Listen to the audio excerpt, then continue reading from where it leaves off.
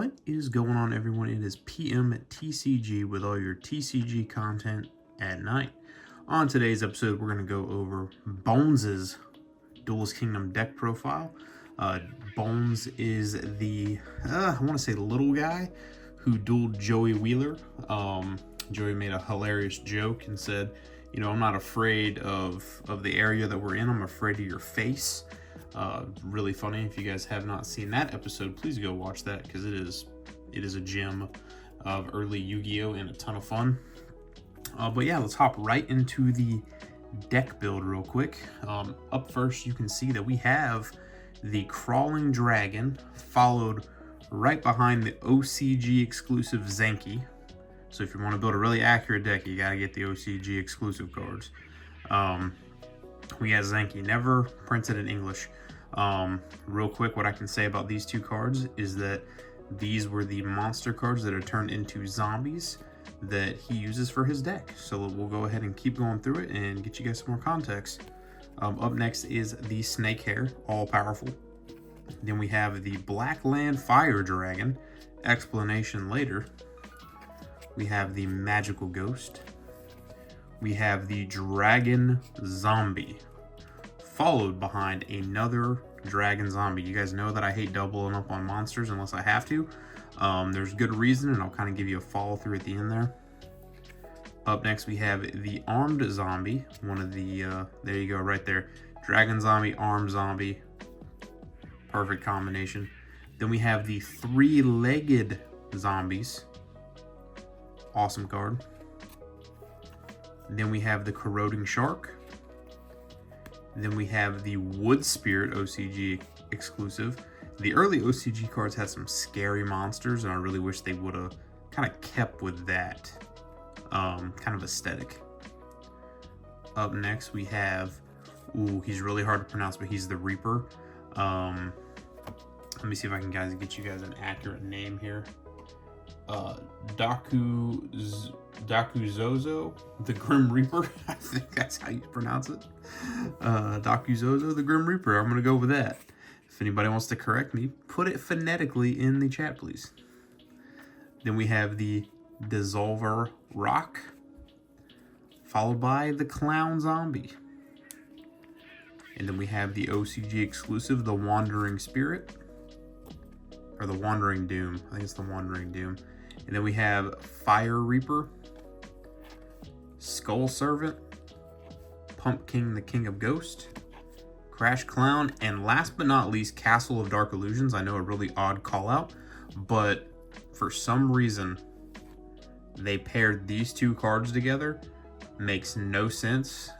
It would have made more sense to me if they just would have gave Pumpkin Castle of Dark Illusions effect, where it increases the attack of all zombie monsters, but literally you have to have Pumpkin for the Castle of Dark Illusions to make sense. So it is a terrible, terrible setup. Don't know why they did it, oversight or something, no clue. But we added Castle of Dark Illusions to make Pumpkin King of Ghosts effect work.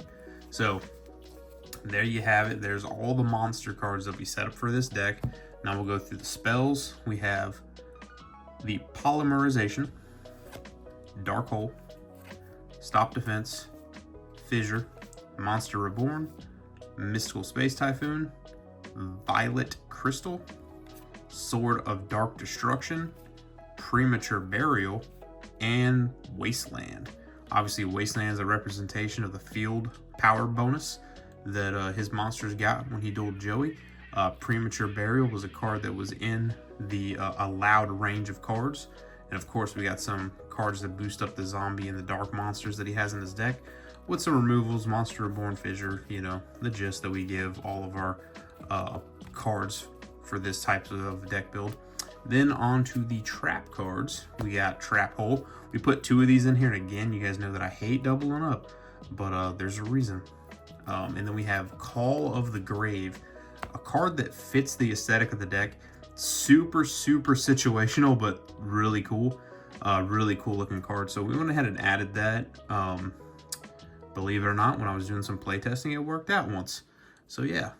Then we have Dust Tornado, Ultimate Offering, the alternate art. Obviously, it's a super sick card. helps him spam his monsters out. Then we have Gravity Bind, such a crazy card for this deck because of his monsters having 3 stars for his like main zombie monsters. It works out really well. And then we have 2 Call the Haunted. Some people might call me out on it and say, hey man, you know, Call the Haunted is supposed to be his rarest card, so he should only have 1. I agree. I could not find another card that I felt comfortable with, but adding 2 and essentially 4 revival cards gives this guy such a solid deck build that he actually is a good contender with the other duelists. So we added it in for some extra fun, just to make him more fun and not completely washed. We have 7 Tools of the Bandit, we have Magic Jammer, and on to the fusion monsters. That's it for the trap cards. Yeah, I hate doubling up, you guys know that. But yeah, he doesn't, his main deck here, he does not have a single monster that has over 2,000 attack, right? And his highest defense monster is 1930. So he had to have something that kind of keeps him moving along with the other players, because most of those guys have monsters that have over 2,000 attack.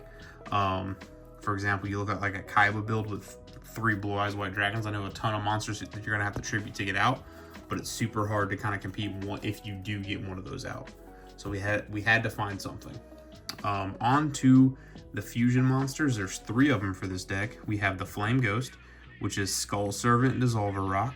Again, Dissolver Rock would boost off a Wasteland, so we went ahead and threw that in there for some fun. You might not necessarily always want to fuse, but sometimes it's better than nothing. Then we have Great Mammoth of Goldfine. I know that he uses this in the Battle City, but he has both monsters in his deck during Duelist Kingdom anyway, so we went ahead and added that. No brainer. And then Skelegon, he already has the snake hair, so adding Blackland Fire Dragon wasn't a big change up, or doesn't hurt the deck that bad. It kind of fits nicely. It's not over powerful. It's not terrible. It's not a terrible decision. So we went ahead and added this guy as well. So this just makes the deck fun. Have I ever gotten a fusion out with him? No, I have not. No, I have not. I have not been able to pull off a successful fusion summon, but it's in there in case the cards line up correctly. So yeah, this is my Bonz deck for Duelist Kingdom. It's a lot of fun. I love doing character duels. So yeah, if you guys enjoyed this build, please go ahead and smash the like button down below. You guys already know your support is so greatly appreciated. And once again, this has been PM TCG with all your TCG content at night. We'll see you guys in the next one.